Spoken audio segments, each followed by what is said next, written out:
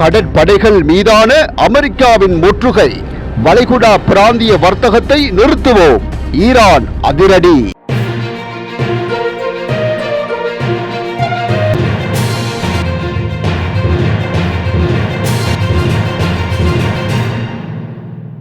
America Iran கடற்படைகள் மீதான முற்றுகையை நீக்காவிட்டால் வளைகுடா பிராந்தியத்தில் வர்த்தகத்தை நீக்கிவிடுவோம் என்று ஈரானின் கூட்டு ராணுவ தலைமையின் தலைவர் மிரட்டல் விடுத்துள்ளார்.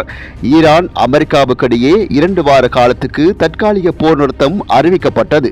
இந்த போர் நிறுத்தம் எதிர்வரும் 22ஆம் தேதியுடன் முடிவுக்கு வருகிறது.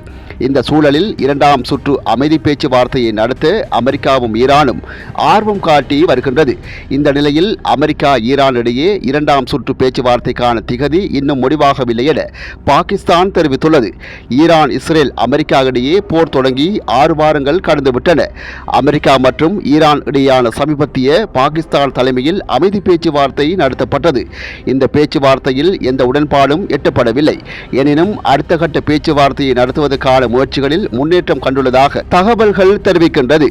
ஆனால் போர் நிறுத்தத்தை நீட்டிப்பதற்கு அமெரிக்கா முறையாக ஒப்புக்கொள்ளவில்லை.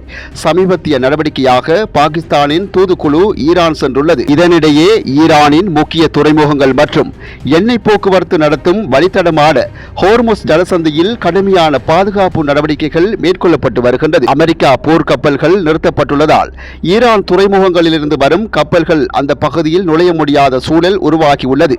ஈரானின் அனைத்து கப்பல்களும் தடுத்து நிறுத்தப்படும் என்று அமெரிக்க ராணுவம் தரப்பில் தெரிவிக்கப்பட்டுள்ளமையும் குறிப்பிடத்தக்கது.